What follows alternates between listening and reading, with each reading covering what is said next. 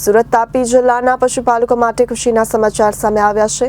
સુમુલ ડેરીના પારડી પ્લાન્ટને Indian ડેરીનો waste ઝોનને પ્રથમ એવોર્ડ એનાયત થશે। સુરત તાપી જિલ્લાના પશુપાલકો માટે ખુશીના સમાચાર સામે આવ્યા છે। સુમુલ ડેરીના પારડી પ્લાન્ટને ઇન્ડિયન ડેરીનો વેસ્ટ ઝોનનો પ્રથમ એવોર્ડ એનાયત થશે।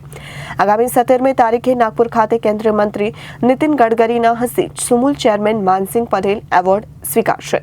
2.5 લાખ પશુપાલકો દૂધ ઉત્પાદન થકી દરરોજ 12 કરોડ રૂપિયાની રોજગારી મેળવે છે। Jayesh Patel, director Sumul dairy. સુમુલ ડેરીને ઇન્ડિયન ડેરી એસોસિએશન તરફથી વેસ્ટ ઝોન તરફથી ખાસ કરીને સુમુલ ડેરીના જે પારડી જે પ્લાન્ટ છે એને પ્રથમ ક્રમાંકનો એવોર્ડ મળ્યો છે। સમગ્ર દક્ષિણ ગુજરાત સાથે જોડાયેલા 2.5 લાખ પશુપાલકોમાં એક આનંદની લાગણી છવાઈ છે। સુમુલ ડેરીના આદરણીય પ્રમુખ શ્રી માનસિંહભાઈ પટેલને દેશના સડક પરિવહનના મંત્રી શ્રી આદરણીય શ્રી નીતિનભાઈ ગડકરીના હસ્તે નાગપુર ખાતે આ એવોર્ડ આપવામાં આવવાનો છે।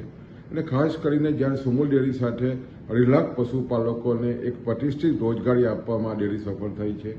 દરરોજનું 20 લાખથી વધારે દૂધ અને દરરોજ લગભગ 12 કરોડની આમદની આ પશુપાલકોને સુમુલ દ્વારા મળી રહી છે।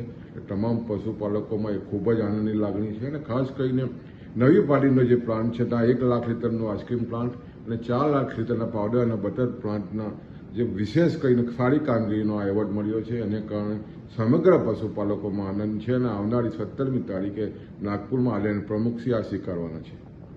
Reporter Arvind Rathod, Janadesh news, Surat.